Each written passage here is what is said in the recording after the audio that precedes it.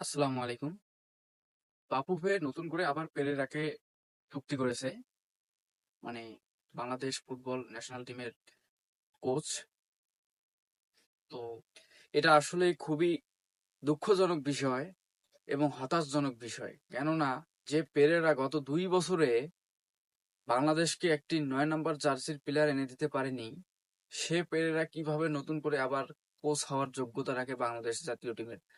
যদিও বাংলাদেশ জাতীয় টিম তুলনামূলকভাবে অনেক এগিয়ে গিয়েছে, আগের মতো আর নেই।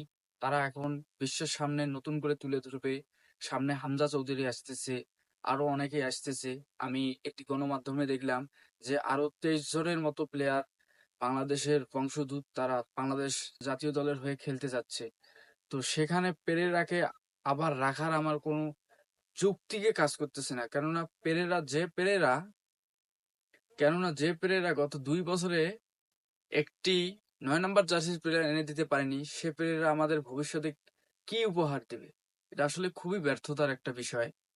তো বাফুফের সভাপতি, বাফুফের যে কমিটি আছে, সেখানে যারাই থাকুক, তাদেরকে আসলে দিকটা বিবেচনা করা উচিত ছিল। কাউকে জাতীয় দলে রাখার পর তার আগে কি আছে সেটা অবশ্যই বিবেচনা করা উচিত। কেউ একজন আসলো, তাকে আমরা বসায় রাখলাম। এর আগে যেমন আমাদের ক্রিকেট বোর্ডের মধ্যে হাথুরু সিং আসছিল, তাকে আর সে নিজের বাড়ির মতো করে আছে, কি করতেছে না করতেছে, সে মন চাইলে কাকু বাদ দিচ্ছে, মন চাইলে রাখতেছে। মানে কার পারফর্ম কিরকম সেটা দেখার কোনো বিষয় নেই। সুতরাং বাফুফেও এরকম একটা ভুল করতেছে, পেরেরাকে আসলে রাখার কোনো যৌক্তিক কোনো কারণ নেই। কেননা বাংলাদেশের ফুটবলের কোচ হতে ইতিমধ্যে বাইরের দেশ থেকে অনেক ভালো ভালো কোচ, পেরেরার থেকে অনেক ভালো ভালো কোচ আবেদন করেছিল বা সিভি পাঠাইছিল যে তারা বাংলাদেশ জাতীয় টিমের হয়ে কোচ হয়ে থাকতে চায়। তো এখানে একটা ব্যর্থতার বিষয় হলো যে পেরেরাকে আমরা আবারও রাখলাম। এই পেরেরা আমাদেরকে কি দিতে পারবে আমরা আসলে জানি না। তো দেখা যাক, বাফুফের সিদ্ধান্তই আমরা আপাতত অটুট।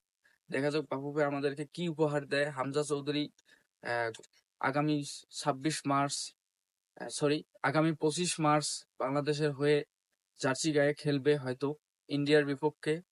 গুঞ্জন যেটা চলতেছে, আসলে দেখা যাক এটা কি হয়। ধন্যবাদ।